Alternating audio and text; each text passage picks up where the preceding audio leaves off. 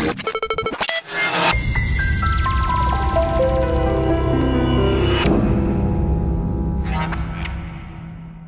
to Market Movers. I'm Jim Urio. In the past couple days, we've seen a massive market relief after the favorable French election on Sunday night. Then we saw a blip of political turbulence with the dismissal of James Comey. Today we're looking at the two most relevant risk-off assets currently, and that's gold and the 10-year. Joining me is Chief Investment Officer at Kingsview Asset Management, Scott Martin. Hi, Jim. Okay, so the French election result, has this ushered in a long-term sense of calm, or is there... Long-term, yes, in the sense of maybe 2 days, which is the long-term if you're trading as actively as some of us are. So not a long-term sense of calm, Jim, but I do believe there has been a little bit of an assuage of that nervousness that popped up after the first French elections, which maybe thought that, oh my gosh, Macron might lose this one. So in reality, yes, the markets have calmed down a little bit now that that's been cleared up. And we saw a pounding in gold to the tune of $80. Also, tens have traded off. So the traditional risk assets have been hit. Now, if you look on the horizon, the French election's behind us. We've seen a little bit come out of Washington that's unsettling. What do you see could be the next? Just a little, right? What could be the next I think possible? it's DC, because we're in a little bit of a lull when it comes to economic data, but we still have this DC issue. I mean, Comey's one thing.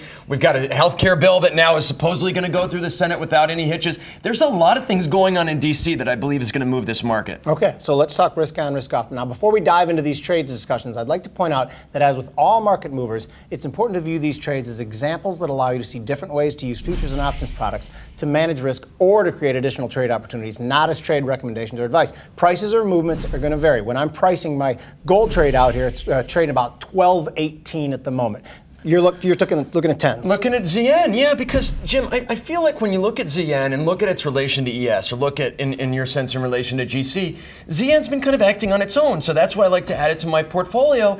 And just talking about some of those things that are going on, whether it is DC or economic related or the fallout from the French elections or lack thereof, I actually punched up the ZN trade today, and I looked at actually the June quarterlies. These expire on May 26th. And looking at how rates have backed off quite a bit and seeing where maybe some value is, I like the look of the 125, 126 call spread. It's about 15 ticks right now, or about 227 bucks, with the risk of the amount that you would cost to put it on. But the possible make on that is about 773 if that call spread fills out, because I believe rates have overreacted to the upside in the sense of thinking that maybe the economy is going to come back and the relief from the French elections. Okay, so this looks like a risk-off trade to me. Does the stock market have to suffer for this trade to work, in your opinion? It doesn't really, because if you look at how violent that move has been in the ZN in the last, say, couple weeks, I believe this is just a normal retracement back to some previous levels that we'd hit. Okay, now I'm looking at the gold.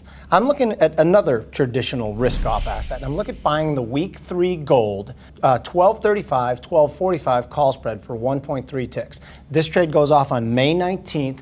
Underlying is trading around 12.18 right now. It risks the 130 you pay to make 870. Now, before you say anything about it, what I'm saying is that the risk reward to me looked very favorable on this. I don't know that this trade will fill out. I'm still somewhat of a bull in the stock market, so I don't know if we're going to hit a risk-off period, but I know that that price looks pretty attractive. The price is great. The question to me becomes, does gold end up being that risk-off asset? Because to me, gold's been a little bit hard to figure in the last few weeks and months. And so if you're thinking that gold's going to come in and maybe be that safe haven or be that area where you can at least see some risk off, that's the question mark, is how does gold react versus ZN and how does it react versus ES? So last question. You were somewhat non-committal on the stock market. So you saying it just trades sideways going out here? I believe it trades sideways, but there's a lot of things moving on underneath, at least underneath the surface, that to me is showing you maybe we could be ending that long-term bullish trend. Interesting how all these things are related and trade in correlations or inverse correlations. Thanks for joining us in this special edition of Market Movers. I'm Jim Urio, where we're hoping to make you a better trader.